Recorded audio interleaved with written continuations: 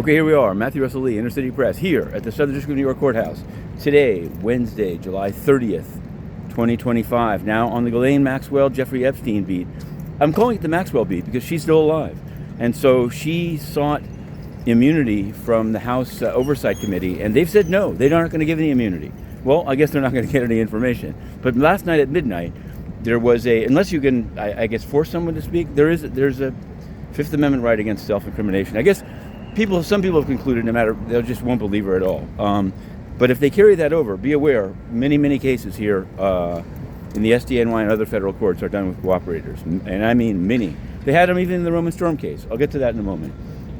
Last night at midnight, there were filings by DOJ in both the Epstein and the Ghislaine Maxwell cases for justifying meeting the deadlines of Judges Berman and Engelmeyer as to why they want things unsealed. Now, we put it up. You can find it on Inner City Press. But the August 5th deadline looms for victims to say they want their names redacted, which will just take more time. And then we'll see how they rule. Today, the closing arguments in U.S. versus Roman Storm of Tornado Cash. It's all come up. It's basically, to me, it's a highly philosophical case, and I think, well, we're going to have to see. But it does, it's telling that the sanctions went on and came off.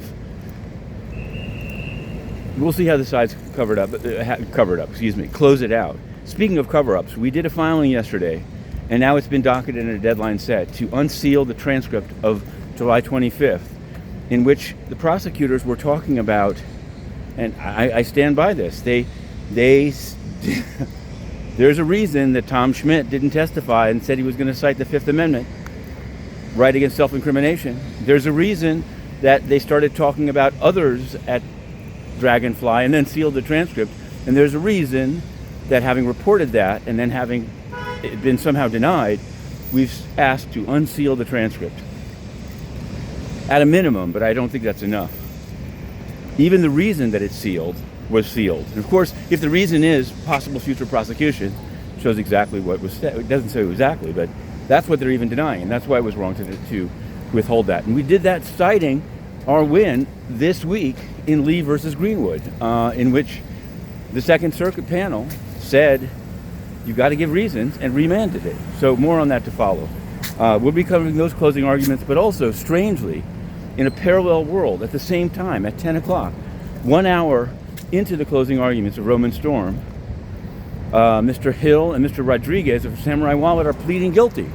Now, they must have gotten a very good deal. I'm going to say that here. I'm going to do my absolute best to go in, because they don't publicize the deal.